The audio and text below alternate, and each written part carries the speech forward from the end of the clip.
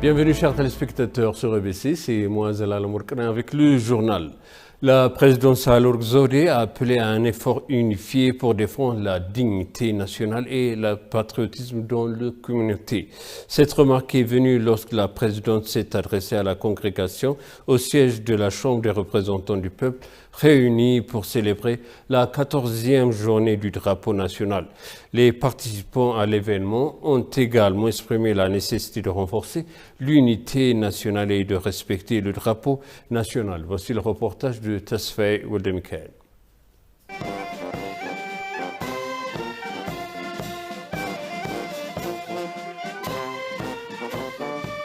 Le 14e jour du drapeau national a été observé dans différentes parties du pays ainsi que dans les ambassades éthiopiennes à l'étranger. S'exprimant à l'occasion qui s'est tenue au siège de la Chambre des représentants du peuple, la présidente Sahle-Work a appelé à un effort unifié pour défendre la dignité nationale et le patriotisme dans la communauté. La présidente a déclaré que le drapeau éthiopien symbolise l'héroïsme des ancêtres éthiopiens qui ont sacrifié leur vie pour sauvegarder la souveraineté du pays.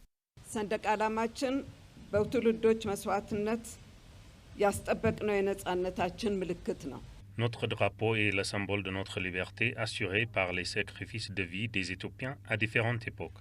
Notre drapeau est le symbole de notre identité commune. Un emblème commun et une icône de notre forte unité, c'est l'occasion de valoriser nos héros qui ont sacrifié leur vie et préservé la souveraineté de l'Éthiopie. Nous devrions également utiliser cet événement pour faire une autre histoire qui peut aider à prospérer la nation dans un nouveau chapitre et l'espoir. Au niveau mondial ou dans les compétitions sportives, nous, les Éthiopiens, ne sommes pas seulement identifiés par nos noms, mais aussi par les couleurs vertes, jaunes et rouges de notre drapeau. Pendant ce temps, l'expert juridique Zelleka Temesken a expliqué l'objectif d'avoir un événement similaire. Il a déclaré que le drapeau symbolisait l'unité de l'Éthiopie et sa quête de fierté nationale. Zelleka a en outre exhorté les jeunes, en particulier, à s'inspirer du sens du patriotisme de leurs ancêtres. Le ministère des Affaires étrangères, les écoles et les ambassades éthiopiennes à l'étranger ont célébré la 14e journée nationale du drapeau avec diverses activités. Le Premier ministre Abiy Ahmed a appelé ses nouveaux dirigeants gouvernementaux à rechercher des opportunités au sein de leurs institutions respectives. Le Premier ministre a exhorté également les nouveaux responsables gouvernementaux à lutter contre la corruption et à servir le public avec la plus grande responsabilité. Moubarak Moussa nous présente les détails. Le Premier ministre Abiy Ahmed a officiellement formé son nouveau gouvernement et nommé récemment les membres de son cabinet et d'autres hauts responsables du gouvernement. Lors d'une formation dispensée aux nouveaux hauts fonctionnaires, le Premier ministre Abiy a souligné les voies de son gouvernement et ses priorités urgentes. Le Premier ministre a exhorté ses dirigeants à servir efficacement le public avec un grand engagement et à lutter contre la corruption. Vous ne devez pas vous associer fortement ni à l'autorité ni à la corruption.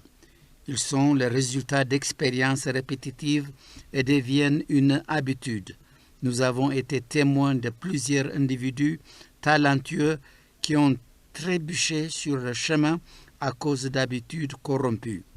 Lors de votre nomination, les députés nous ont également alertés que certains cabinets corrompus sont toujours avec nous. Ainsi, nous devons lutter contre la corruption avant qu'elle ne devienne une dépendance comme la cigarette en nous-mêmes. Le Premier ministre a également appelé ses nouveaux responsables gouvernementaux à tourner le projecteur vers l'intérieur et à rechercher des opportunités potentielles au sein de leurs institutions respectives lors du démarrage de leur carrière dans un proche avenir.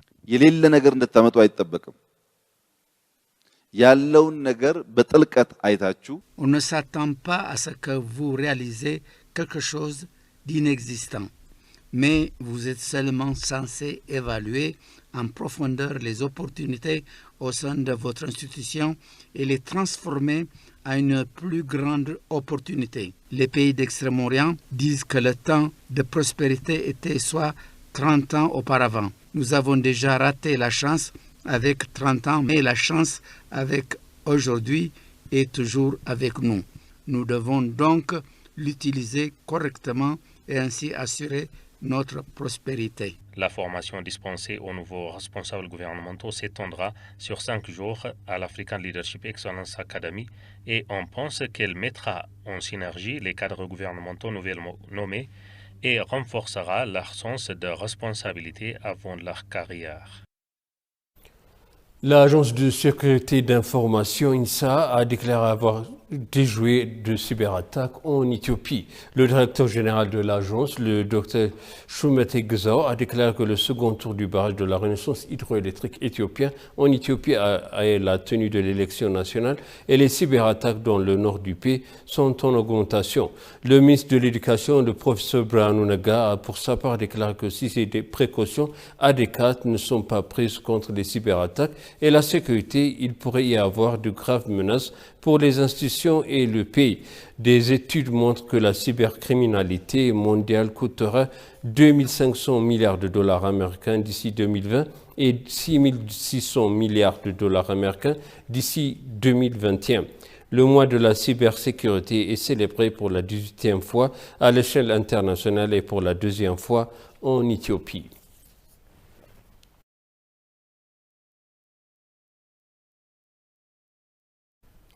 Des hauts responsables des ministères de l'Éducation éthiopiens et algériens et des deux pays ont discuté des moyens de renforcer davantage la coopération entre l'Éthiopie et l'Algérie dans les domaines de la science et de l'enseignement supérieur.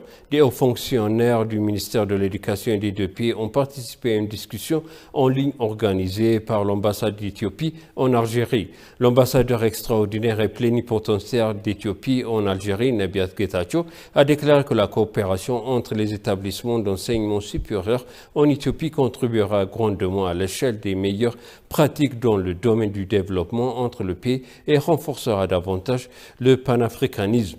Dr Eba, directeur des affaires académiques au ministère de l'Enseignement supérieur, a déclaré que la coopération entre les deux établissements d'enseignement supérieur est propice à la garantie de la qualité de l'éducation, au renforcement des capacités entre les enseignants et les étudiants et à l'échelle d'expérience d'enseignement et d'apprentissage. Desalegn Samuel, directeur de la coopération internationale au ministère de l'Éducation, a pour sa part déclaré que le ministère est prêt à travailler avec l'Algérie. Selon les informations reçues de l'ambassade d'Éthiopie en Algérie, l'Éthiopie et l'Algérie ont signé un accord de coopération scientifique et technologique en 2014 pour la mise en œuvre de la coopération.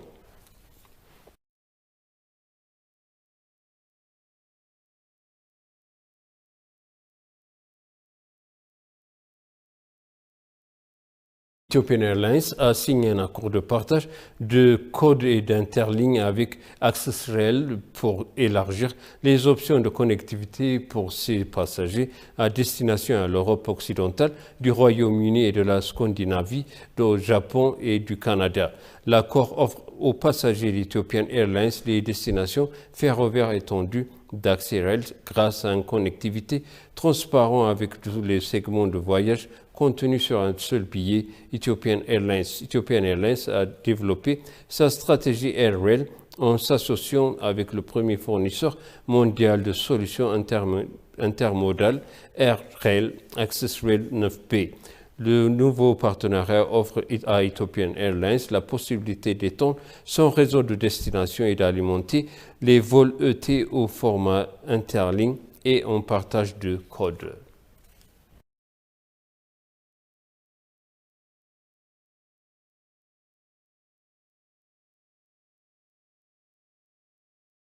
L'autorité éthiopienne du café et du thé a déclaré que la Chine était toujours l'un des principaux importateurs de café éthiopien en août. Les revenus du café et des épices de l'Éthiopie ont atteint 125 millions de dollars américains grâce à l'exportation de 33,160 tonnes de produits en août, bien que l'usine collecte 99 millions de dollars américains.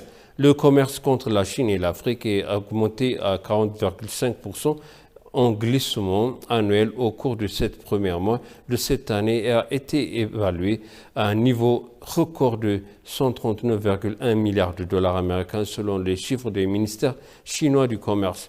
L'exportation de graines de sésame vers la Chine représente actuellement près de 70% de l'exportation totale du produit de l'Éthiopie pour le marché mondial.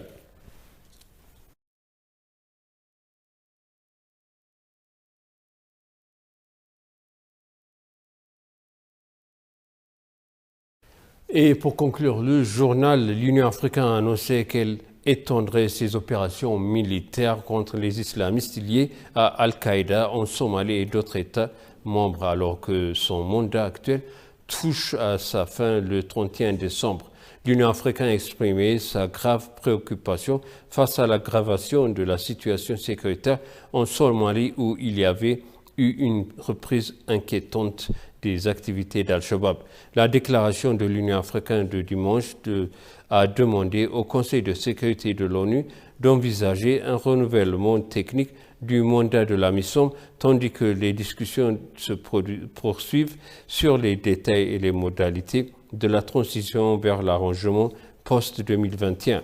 La déclaration a également exhorté le président Mohamed Abdullahi Mohamed, largement connu sous le nom de Farmajo, et le premier ministre Mohamed Hussein Roble à résoudre les différentes et à se rencontrer sur la conclusion des élections attendues sans plus tarder.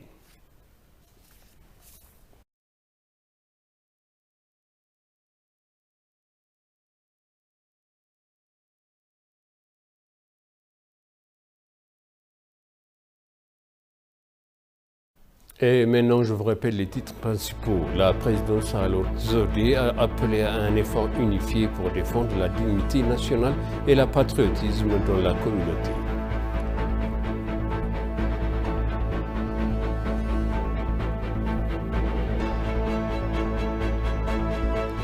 Le Premier ministre a exhorté les nouveaux responsables gouvernementaux à lutter contre la corruption et à servir le public avec plus grande responsabilité. Chers téléspectateurs, sachez le journal, merci de nous avoir suivis. Excellente suite de programme.